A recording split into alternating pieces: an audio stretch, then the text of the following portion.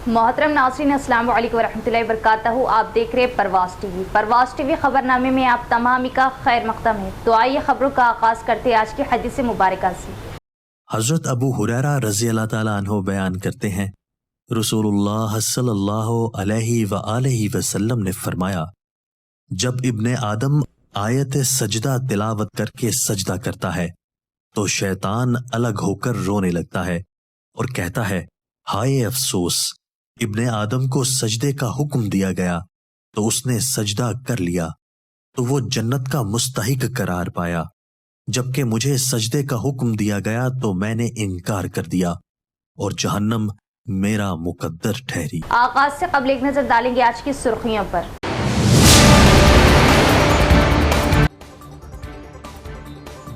जिला कलेक्टर राजीव गांधी हनुमंतु का आरमूर के अनाज खरीदारी मरकज का अचानक मुआयना, तमाम तफसीलात से ली आगाही, वो सहूलियात का लिया जायजा।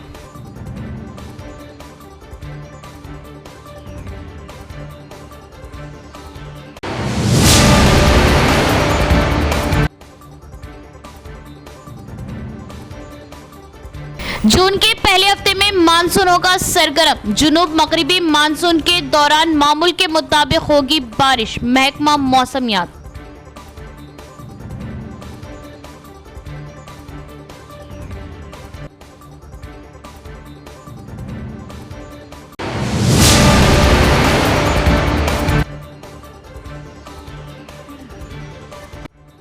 कामारेड्डी के सिगरेट गोदामों से सरके की वारदात, चेकिंग के दौरान मुजरिमों से 8 लाख बरामद, एक सीसी कैमरा, 100 पुलिस एहलकारों के मसावी। एसपी सिंधु की प्रेस कॉन्फ्रेंस।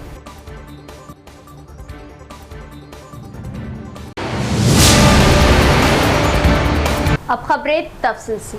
आरमूर मंडल के फतेहपुर में कायम अनाज खरीदारी मरकज का चारशंबे को जिला कलेक्टर राजीव गांधी हनुमंतु ने किया मुआयना और किसानों की सहूलत के लिए सेंटर में दस्तयाब सहूलियात का लिया जायजा। कलेक्टर राजीव गांधी हनुमंतु ने एडिशनल कलेक्टर किरण कुमार के हमरा चारशंबे को आरमूर मंडल के फतेहपुर में कोऑपरेटिव सोसाइटी के तहत कायम अनाज खरीदारी मरकज का मुआयना किया। मुंतजमीन से किसानों से अब तक जमा किए गए अनाज की तफसीलात पूछी गई। किसानों की सहूलत के लिए सेंटर में दस्तयाब सहूलियात का जायजा लिया गया। क्या मरकज में अनाज लाने वाले किसानों को खरीदारी मराकज में कोई मसला है, दरियाफ्त किया। ये तजवीज़ है कि किसानों को तमाम ज़रूरी इंफ्रास्ट्रक्चर दस्तयाब कराया जाए ताकि उन्हें किसी किस्म की मुश्किलात का सामना ना करना पड़े। उन्होंने कहा कि तमाम महकमे के ओहदेदारों ने ज़िले में अनाज की खरीदारी के अमल को मौसर तरीके से मुनज़्ज़म किया और बाहमी तालमेल से उसे आखिरी मरहले तक पहुँचाया। उन्होंने ओहदेदारों को मशवरा दिया कि वो इसी जज्बे के साथ काम करें और मुकम्मल हदफ के मुताबिक अनाज की वसूली करें। कहा कि जिन इलाकों में फसल की पैदावार ताख़िर से मौसूल हुई वहाँ तकरीबन 23 मुकामात पर ख़रीदारी मराकज़ दस्तयाब कराए जाए। गल्ला लाने के फ़ौरन बाद वज़न करें, उसे ट्रकों में लोड करें और मुकर्ररा राइस मिलों को वक्त पर भेजें। अगर ज़रूरी हो तो लारियों की तादाद में इजाफा किया जाए और इन पोर्टरों की खिदमत जो पहले ही इन मराकज़ में काम कर चुके हैं, जहां अनाज की वसूली मुकम्मल हो चुकी, मतलूबा मराकज़ में इस्तेमाल की जाए। उन्होंने कहा कि अनाज की ख़रीदारी के फ़ौरन बाद टैब इंट्रीज मुकम्मल की जाएँ ताकि किसानों को बिलों की बर वक्त अदायगी हो सके। कलेक्टर के हमरा Armoor RDO Rajagoud, DSO Chandra Prakash, civil supply DM Jagadish, DCO Srinivas दीगर भी मौजूद थे। रवां साल 14 से 19 जून तक मनासिक हज अदा किए जाएंगे। हज करना बहुत बड़ी खुश नसीबी की बात है। हज करने वाला गुनाहों से ऐसे पाक हो जाता है जैसे माँ के पेट से मासूम पैदा हो। रवां साल 14 से 19 जून तक मनासिक हज अदा किए जाएंगे। ज़िलहज्जा की 8 तारीख से हज के अरकान शुरू हो जाते। हज इस्लाम के 5 बुनियादी अरकान में से एक है और हर साहिब इस्तिताअत बालिग मुसलमान पर ज़िंदगी में एक मरतबा फ़र्ज़ है। ये इबादत हर साल ज़िलहज्जा की 8 से 12 तारीख को मक्के मुकर्रमा में अदा की जाती है। ज़िलहज्जा की 8 तारीख से हज के अरकान शुरू हो जाते हैं। हज के 4 फ़राइज़ है। हज के फ़राइज़ में से अगर कोई फ़र्ज़ छूट जाए तो हज अदा नहीं होगा, लेकिन अगर वाजिबात में से कुछ छूट जाए तो हज अदा हो जाएगा, मगर इसकी जज़ा लाजिम होगी। हज की नीयत करके एहराम बांधना, वक़ूफ़ अरफा यानी मैदान अरफात में क़याम करना, तवाफ़ ज़ियारत यानी ख़ाबे काबे के 7 चक्कर लगाना, सई यानी सफ़ा और मरवे के दरमियान 7 बार चक्कर लगाना। हज के 4 फ़राइज़ के अलावा बक़िया अरकान वाजिबात है या फिर सुन्नत है। उनमें महख़ात से एहराम के बग़ैर ना गुज़रना, अरफे के दिन गुरूब आफ्ताब तक मैदान अरफात में रहना, मुज़दलिफ़ा में वक़ूफ़ करना, रमी जमरात, क़ुरबानी करना, सर के बाल मुंडवाना या कटवाना, सही करना, तवाफ़े विदा करना शामिल है। हुज्जाज इकराम 8 ज़िलहज्जे को मक्का या हरम के करीब से एहराम बांधते हैं और एहराम बांधने के बाद तलबिया यानी लब्बैक अल्लाहुम्मा लब्बैक मुकम्मल पढ़कर शुरुआत करते हैं। आज़मीन को 8 ज़िलहज्जे के ज़ोहर से लेकर 9 ज़िलहज्जे की फ़ज्र तक 5 नमाज़ें मिना में अदा करनी होती है। इसके बाद अरफात का रुख किया जाता है। 9 ज़िलहज्जा दूसरा और अहम तरीन दिन है जो यौम अरफा कहलाता है। सूरज तुलू होने के बाद हुज्जाज इकराम अरफात की तरफ रवाना होते हैं। वहाँ ज़ोहर और असर की नमाज़ें अदा करते हैं। इस दिन अरफात के मैदान में ठहरने को वक़ूफ़ अरफात कहा जाता है और असल हज का दिन यही होता है। यानी अगर कोई शख्स वक़ूफ़ अरफा के अलावा तमाम मनासिक अदा कर ले तो उसका हज अदा नहीं होगा। गुरूब आफ्ताब के बाद हुज्जाज इकराम अरफात से मुज़दलिफ़ा की तरफ रवाना होते हैं और मग़रिब व इशा की नमाज़ें मुज़दलिफ़ा पहुँचकर एक साथ अदा करते। हुज्जाज मुज़दलिफ़ा में रात गुजारते और यहाँ से रमी जमरात के लिए कंकरियाँ इकट्ठा करते हैं। 10वीं ज़िलहज्जा हज का तीसरा दिन है। तीसरे रोज़ यहाँ सबसे पहले बड़े शैतान को कंकरियाँ मारी जाती है। बादज़ा कुर्बानी और बाल मुंडवाए जाते हैं। तवाफ़ ज़ियारत, ज़मज़म पीना, सफ़ा मरवा की सई भी इसी रोज़ की जाती है। 11वीं और 12वीं ज़िलहज्जे को हुज्जाज इकराम मिना में क़याम करते हैं और दोबारा शैतानों को कंकरियाँ मारते हैं। बादज़ा तवाफ़ विदा यानी आखिरी बार भी काबे का तवाफ़ करते हैं। अगर हज के तमाम अरकान इखलास के साथ अदा कर लिए जाएं तो हज करने वाले के लिए बहुत बड़ी खुशनसीबी की बात है, क्योंकि अल्लाह के आखिरी नबी हज़रत मोहम्मद मुस्तफ़ा सल्लल्लाहु ताला अलैहि वसल्लम ने फरमाया कि मकबूल हज करने वाला गुनाहों से ऐसे पाक हो गया जैसे माँ के पेट से मासूम पैदा हुआ था।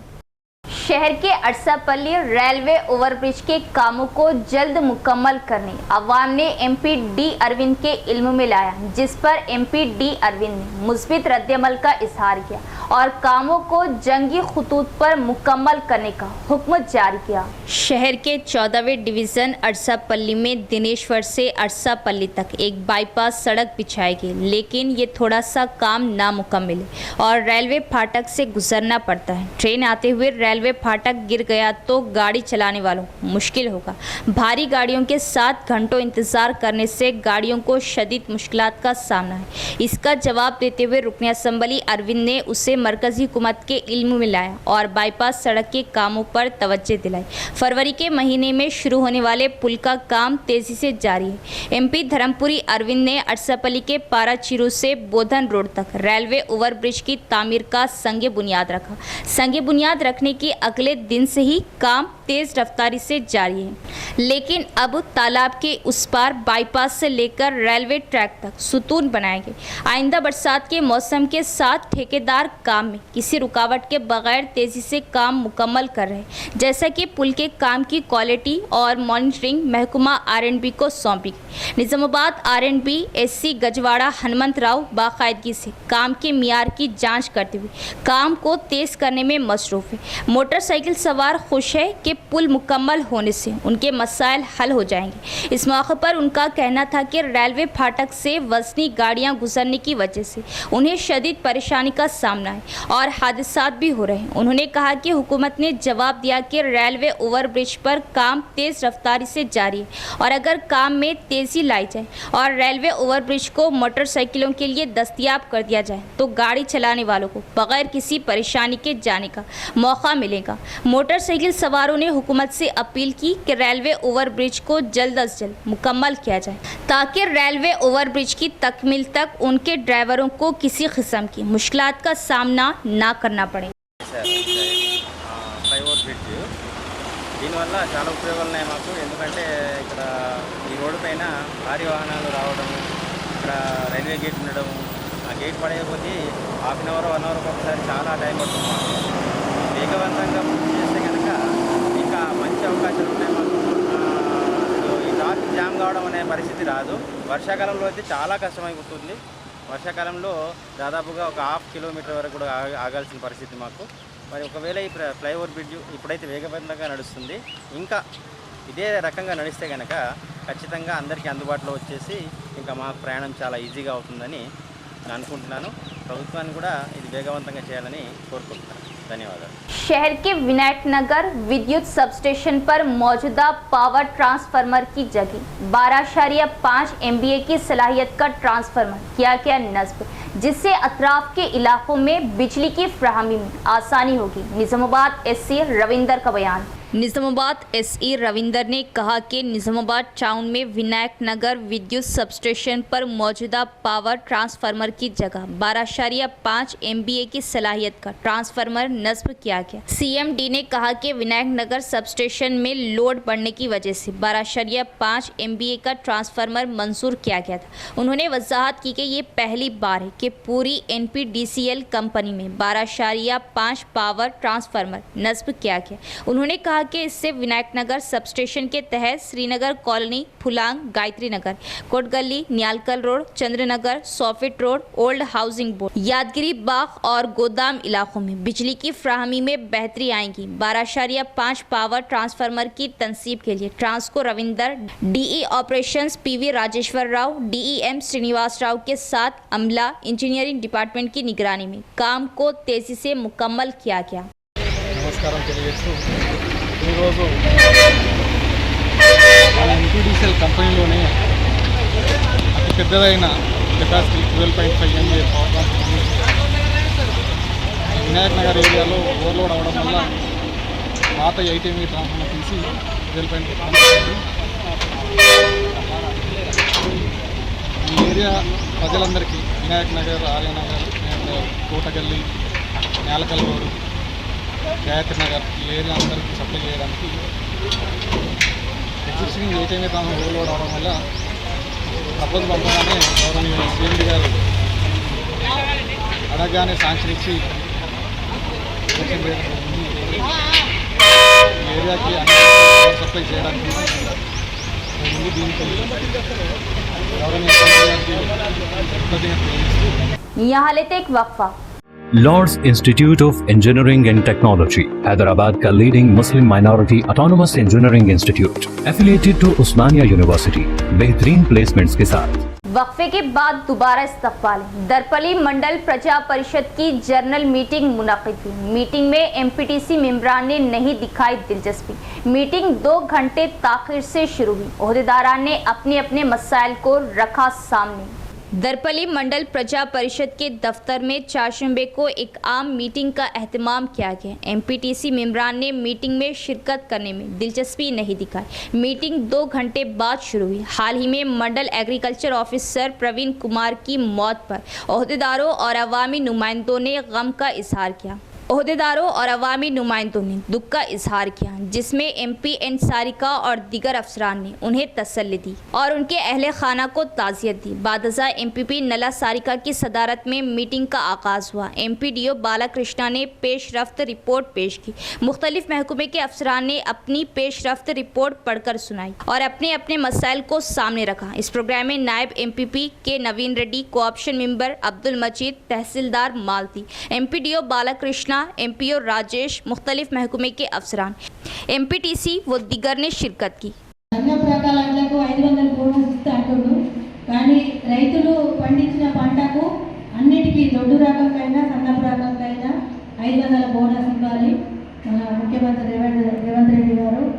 రేవంత్ రెడ్డి గారు ఇచ్చిన మాట మా అక్క చెల్లెళ్లకు ప్రతి ఇంట్లో పింఛన్లు రాని వాళ్ళకు అత్తకత్తే కోడలు కత్తలేదని కోడలు బాధపడుతుందని అత్తకు కోడలికి ప్రతి ఒక్కరికి 2000 ఇస్తారని మన మన అక్క చెల్లెలు గత ప్రభుత్వము 1,110 రూపాయలు పెళ్లి చేసుకుంటూ ఇచ్చిండు.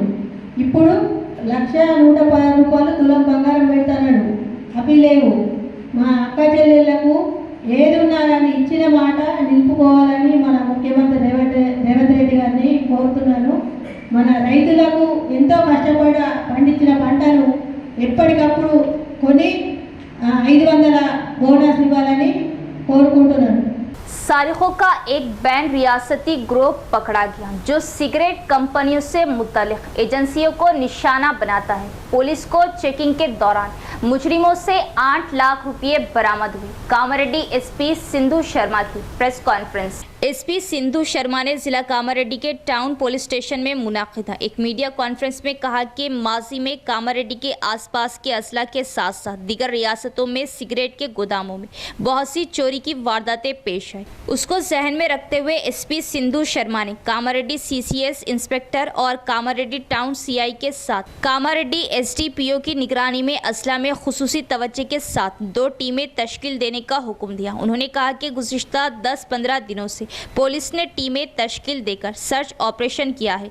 आखिरकार उन मुलजिमान को पुलिस ने पकड़ लिया जो मुनासिब मालूमात टेक्नोलॉजी के साथ सिलसिला रोड पुल पर गाड़ियों की चेकिंग कर रहे थे। एसपी ने मुजरिमों की तफसील बताई। उन्होंने वजाहत की कि डी धर्म के लक्ष्मण राम और के घनश्याम से 8 लाख रुपये बरामद हुए।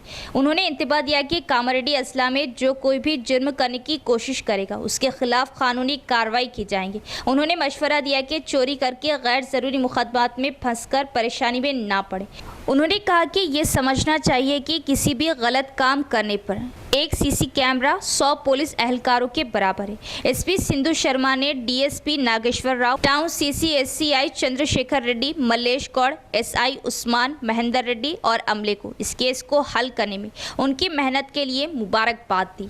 ఎలక్షన్ వర్క్లో ఉన్నప్పటికీ కామారెడ్డి టౌన్ ఇన్స్పెక్టర్ గారు, సిసిఎస్ ఇన్స్పెక్టర్ గారు under guidance of SDPO Kamareddy టీమ్స్గా ఫామ్ అయ్యి ఒక 2 వారాలుగా దీని మీద చాలా వర్కౌట్ చేయడం జరిగింది. అండ్ ఫైనలీ మనకి మన కేసు ఒక్కటే కాకుండా టోటల్ 8 కేసెస్ మన రాష్ట్రం మొత్తం మీద, అంటే ఒక కేసు కర్ణాటక హుమ్నాబాద్ది, 8 మిగిలిన 7 cases Nakrekal, Mahbubnagar town, Amangal, Wanaparthy and Warangal. So మన రాష్ట్రంలో డిఫరెంట్ ప్లేసెస్లో జరిగిన ఈ హౌస్ బ్రేకింగ్ ఆఫెన్సెస్ అన్నీ కూడా మన town inspector and CCS inspector efforts తోటి, వాళ్ళ టీమ్ ఎఫర్ట్స్ తోటి ఈ కేసెస్ అన్నీ డిటెక్ట్ అయ్యాయి. If we go in to details, మనకి ఫస్ట్ రోజు నైట్ అయిన ఆఫెన్స్ తర్వాత మనము చాలా సైంటిఫిక్ ఎవిడెన్స్ కలెక్ట్ చేయడం జరిగింది. వాళ్ళు యూజ్ చేసిన vehicles or other details. Finally మనము 3 అఫెండర్స్ని ఐడెంటిఫై చేశాము. మెయిన్ అఫెండర్ కుమావత్ బుందారాం, ఇతను Pali district of Rajasthan. 3 offenders కూడా రాజస్థాన్ రాష్ట్రంలోని పాలి జిల్లాకి చెందిన వాళ్ళు. మొదటి అతను Kumawat Bundaram, A2 Kumawat Lakshman Ram, A3 absconding ఉన్నాడు ఘన్శ్యామ్ అని చెప్పి. వీళ్ళు యాజ్ పర్ ప్రీ ప్లాన్డ్ ఇది they are targeting cigarette godowns for easy gain. ఇవి వాళ్ళు రాత్రి after committing this offence they are trying to make easy money out of sale of the cigarette cartons. So మనకి ఈ కేసుకి సంబంధించి offenders దగ్గర నుంచి రికవర్ అయిన ప్రాపర్టీ ఒక 8 lakh క్యాష్ అన్నది వీళ్ళ దగ్గర రికవర్ అయింది. అదేవిధంగా A2 అకౌంట్లో ఒక 7,50,000 ఈ ఆఫెన్సెస్కి సంబంధించిన డబ్బులు ఉన్నాయి. అండ్ ఈ ఆఫెన్స్ వాడడానికి వాళ్ళు ఒక స్విఫ్ట్ VDI కార్ యూజ్ చేశారు డిఫరెంట్ ప్లేసెస్లో. ఆ వెహికల్ రికవర్ అయింది. అండ్ 3 సెల్ ఫోన్స్ అండ్ ఒక గడ్డపార, screw driver for breaking lakhs, ఇవి అన్నీ కూడా వీళ్ళ దగ్గర నుంచి మనము రికవర్ చేశాము. A1 and A2 Bundaram and Lakshman Ram ఇవాళ మనం అరెస్ట్ చేసి we're producing them before honourable court. And on this occasion రెండు విషయాలు. ఒకటి, బయట వాళ్ళు వచ్చి మన దగ్గర ఏదన్నా డీటెయిల్స్ అడుగుతున్నారు అట్లాగా అంటే మనము ఇమీడియట్గా అలర్ట్ అవ్వాలి. అలర్ట్ అయిన తర్వాత లోకల్ పోలీస్కి ఇన్ఫామ్ చేయాలి. ఎందుకంటే ఇది చేయడం వల్ల, విజిలెంట్గా ఉండడం వల్ల మనకి ఇలాంటి ఆఫెన్సెస్ మనం జరగకుండా చూసుకునే అవకాశం ఉంటుంది. రెండవది, వీళ్ళు ఒక ఇంటర్ స్టేట్ గ్యాంగ్, చాలా ప్రీవియస్ ऑफेंस। जून के पहले हफ्ते में तेलंगाना में मॉनसून होगा सरगर्म, महकमा मौसमियात ने किया इम्कान। जुनूब मगरिबी मानसून जून के पहले हफ्ते में तेलंगाना में दाखिल होगा। महकमा मौसमियात के मुताबिक मानसून इस माह के अवाखिर तक केरला के साहिल से टकराएगा और वहां से तेलंगाना पहुंचने में कम से कम 5 से 6 दिन दरकार होते। इम्कान है कि आइंदा माह की 5 से 8 तारीख के दरमियान मानसून रियासत में सरगर्म हो जाएगा। माहिरीन मौसमियात का ख्याल है कि अगर कुछ ताखीर भी मुमकिन है, ताहम जून के दूसरे हफ्ते में इसकी रियासत भर में तोसी के इम्कानात हैं। पिछले साल मानसून 11 जून को केरला के साहिल से टकराया था। समंदरों की सतह का दर्जे हरारत और मौसमियाती तब्दीलियां मुस्बित है, इसलिए तवक्को है कि जारिया साल जुनूब मगरिबी मानसून के दौरान मामूल के मुताबिक बारिश होगी। रवां साल 14 से 19 जून तक मनासिक हज अदा किए जाएंगे। जिलहज्जा की 8 तारीख से हज के अरकान शुरू हो जाते। हज इस्लाम के 5 बुनियादी अरकान में से एक है और हर साहिब इस्तिताअत बालिग मुसलमान पर ज़िंदगी में एक मरतबा फ़र्ज़ है। ये इबादत हर साल ज़िलहज्जा की 8 से 12 तारीख को मक्के मुकर्रमा में अदा की जाती है। इख्तिताम से कबल एक नज़र डालेंगे आज की सुर्खियों पर।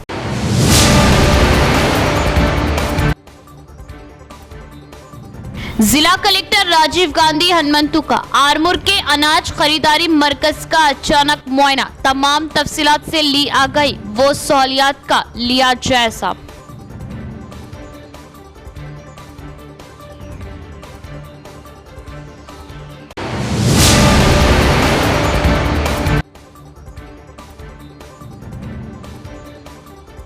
जून के पहले हफ्ते में मानसून होगा सरगर्म। जुनूब मगरिबी मानसून के दौरान मामूल के मुताबिक होगी बारिश, महकमा मौसमियात।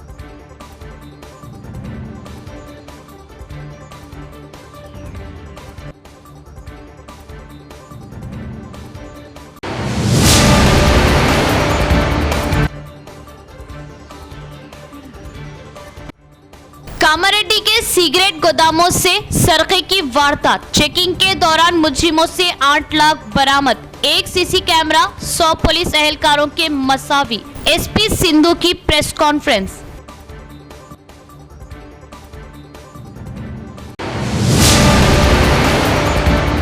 तो ये थी खबरों की तफसील। इंशाल्लाह मज़ीद खबरों के साथ फिर मुलाकात होगी। तब तक देखते रहे परवाज़ टीवी। अब दे इजाज़त, अल्लाह हाफिज़।